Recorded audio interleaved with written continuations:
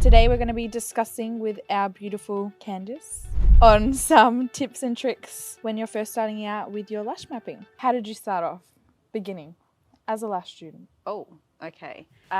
So I have spoken about this when I did my one-to-one, but just a quick recap. I got into it when it wasn't anywhere. I went to a beauty expo and I saw someone doing a demonstration.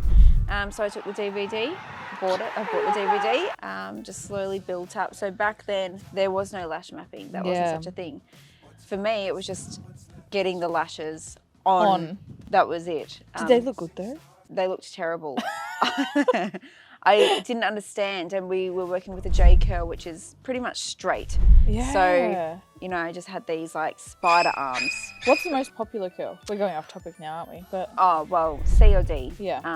Probably more these days a D. But you would keep that into consideration when you're doing someone's mapping, wouldn't you? Yes. Yeah. So that's one thing you need to figure out with your mapping after discussing with your client about what they're wanting. What are probably some of the main things that you would recommend for a beginner to do when starting out with mapping? Like, is there some certain style that's the most common, or? Mapping is actually quite challenging to understand because trying to differentiate between a style, a shape, a lash thickness, a curl, a length, there's so much to consider. It's a lot, and people want them for $20. Exactly. So mapping alone is a lot to understand before actually physically being able to put it into practice. Yeah. So I know when I've been teaching lashes, when I first came about mapping and learned it myself and then had to bring that into a classroom, I thought surely this is going to be easy, you know, longest points here, you need to understand, you know, a doll eye, a natural sweep, whatever. No, it just was not as straightforward. Students were just not understanding it. So for a beginner, I guess the first thing is just to understand what you're trying to achieve. What is the overall look? Let's take away a natural lash at this point. Let's just look at the extensions and what are you trying to achieve? And if it's a doll's eye, what are you trying to achieve with a doll's eye? Well, it's to open up the eye. So you're having the longest point in the center and it's quite wide. So you're opening up the eye. A cat eye, well, the longest point, and this is why in our course we talk about the longest point, because that is where we need to focus first to then know the rest of what the mapping is going to be. A cat eye, longest points out to the very edge. So what's that going to do? It's going to draw attention out to the very edge. It's going to elongate the eye so it looks like a cat's eye. First things first for a beginner, what are you trying to achieve with the extensions? Then once you've figured out, okay, that's what a cat's eye is going to look like. That's what a doll's eye, a natural sweep. Then you're going to have to figure out, how do I incorporate that into a natural eye? So you need to understand natural lashes and strengths and everything. Yeah, weakness and thickness and what a natural eye can, you know, take. So it might be a small eye, a big eye. What are you trying to achieve with that natural eye? Are you trying to open up their eye? Are you trying to not draw attention to the hooded eye? Or so knowing that second. With a hooded eye, what would you generally map? How would you map that? So I feel like that's a common one that people are like, I don't want to get lashes because I've got hooded eyelids or... So with a hooded eye, you're wanting more of a curl because you want it to come up and around over the hooded eye to open up the eye. You don't want to go... You sort of want to find that happy medium, not too long, because you don't want to draw attention to the eye ultimately. Probably not too small either, because you want it to sit above where that sort of excess skin is sitting. So you've got to find a happy medium with a nice, decent lift in the eye. No, for sure. Yeah. And what are some things that you use for your mapping now that you didn't really use when you first started? Or is it the same kind of tools and products and... Similar tools and products. One thing I learned as I went along are the different layers of the lashes. So that's probably more of an advanced skill that you learn. And if you were to do advanced courses, that's something that you'd learn, is working with the different layers and working with different curls in those layers and lengths in those layers to create dimension for the set. It's quite a challenging skill because everyone's eye is different in terms of how many layers they've got.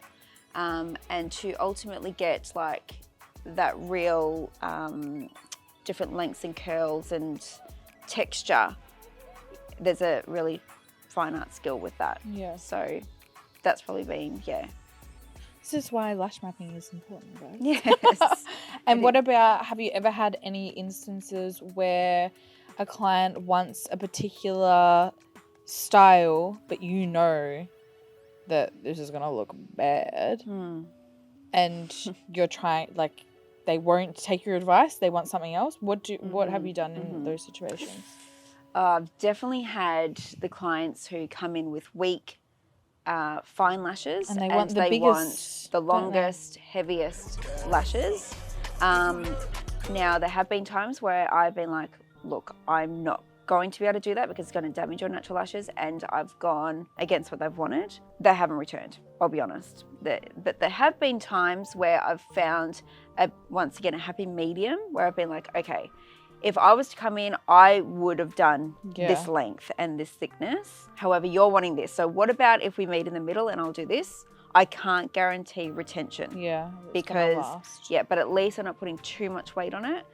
So they might come back and they're like, okay, it only lasted this. Okay, now do you see why we need to go a little bit shorter? Or we might go a little bit finer, or less of, maybe not a full volume, we'll go a natural volume. So, finding that sort of happy medium. Yeah. And what about, is lash mapping, like you said before, you can get into like advanced techniques with layering. Do you think it really is a confidence thing on what people map for each client? And I only say this because I've had lashes, this I think was the last time I had them, and I have quite big eyes, and the way that they were done was almost like my eyes looked droopier, or so, I don't know if that's the right word. Anyway, the ends, it looks like they really closed off my eye. Yes. Yeah. So probably what's happened there, and I didn't see this set, so I'm not too sure, is everyone's got finer lashes on the very edge. So unless your client has strong lashes, you've got to be careful with how much weight you put there.